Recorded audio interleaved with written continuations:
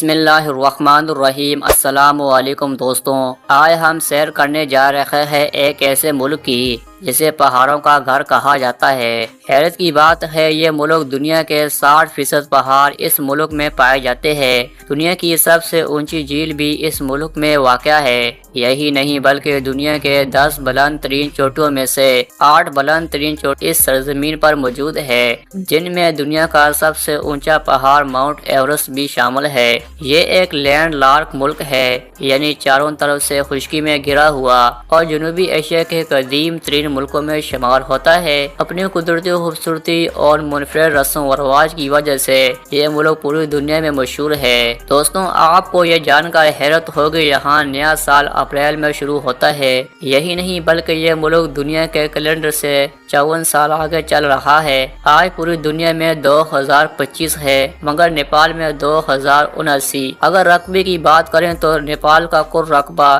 1,47,000 مربع کلومیٹر ہے۔ یہ دنیا کا 96واں بڑا ملک بنتا ہے۔ اس رقبے کا تقریباً 34% حصہ پانی پر مشتمل ہے، جبکہ تقریباً 50,000 مربع کلومیٹر علاقہ پہاڑوں سے ڈھکا ہوا ہے۔ کوہ خمالیہ کا پہاڑی سلسلہ بھی اس کے شمال اور جنوب میں موجود ہے، جو قدرتی قلعے کی مانند ہے۔ یہاں دنیا کی سب سے اونچی چوٹی ماؤنٹ ایورسٹ ہے، جس کی بلندی 8,850 میٹر ہے۔ یہ نہ صرف نیپال بلکہ پوری دنیا کا سب سے بلند مقام ہے۔ نیپال کی سرکاری زبان نیپالی ہے، جسے تقریباً 45% لوگ بولتے ہیں۔ حیرت انگیز طور پر یہاں 100 سے زیادہ زبانیں بولی جاتی ہے، اور دنیا میں سب سے زیادہ قومی زبانیں رکھنے والے ممالک میں اس کا شمار ہوتا ہے۔ اس ملک کی کل 30 قومی زبانیں ہیں۔ آبادی کی بات کریں تو 2024 کی رپورٹ کے مطابق نیپال کی آبادی تقریباً 3 کروڑ 90 لاکھ ہے، جو دنیا بھر میں 50ویں نمبر پر آتی ہے۔ مذہب کے لحاظ سے 65% لوگ ہندو ہیں، 12%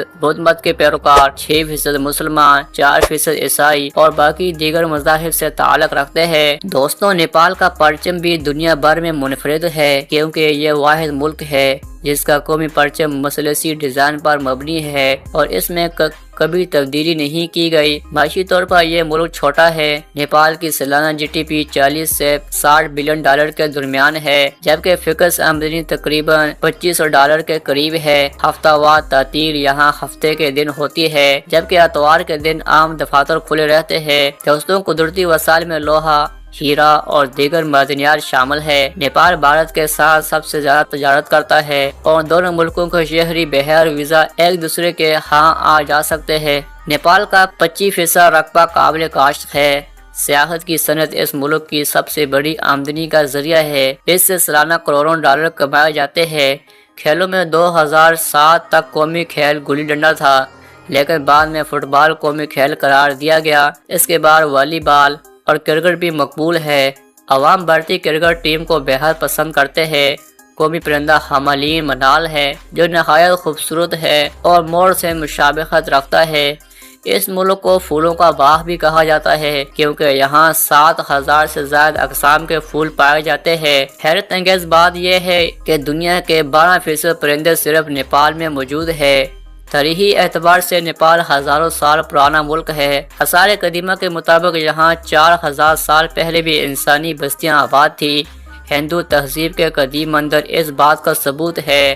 یہ خطہ صدیوں سے ہندو کلچر کا مرکز رہا۔ دوستوں، یہ دنیا کے چند ممالک میں سے ایک ہے جہاں سال کے 5 موسم پائے جاتے ہیں۔ تعلیمی شرح 75% ہے۔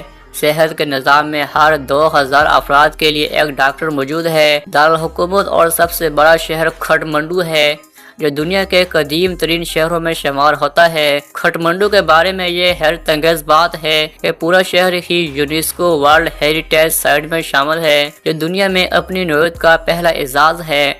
یہی نہیں، نیپال میں دنیا کی سب سے اونچی جھیل بھی موجود ہے، جو سطح سمندر سے 5000 میٹر کی بلندی پر ہے۔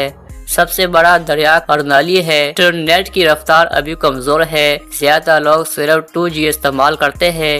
کئی علاقوں میں لوگوں کی آمدنی $1 روزانہ سے کم ہے، جس کے باعث وہ روزگار کی تلاش میں بھارت کا رخ کرتے ہیں۔ نیپال کی اوسط عمر 72 سال ہے۔ یہاں شادی کی عمر تقریباً 18 سے 20 سال ہے۔ نیپالی خواتین اپنی معصومیت، سادگی اور خوبصورتی کے بعد دنیا بھر میں جانی جاتی ہے۔ سرسبز اور شاداب پہاڑ، برف پوش بلندیاں۔ اگر آپ قدرتی حسن دیکھنے کو شوقین ہے تو نیپال ضرور جائیے۔ دوستوں، سال 2025 میں نیپال میں بڑے پیمانے پر احتجاجی مظاہرے ہوئے۔ عوام نے مہنگائی، بے روزگاری اور سیاسی اور سیاست کے خلاف سڑکوں پر آ کر آواز بلند کی۔ حکومت نے ان احتجاجوں کے دوران یوٹیوب، فیس بک اور دیگر سوشل میڈیا پلیٹ فارم پر وقتی پابندی عائد کر دی۔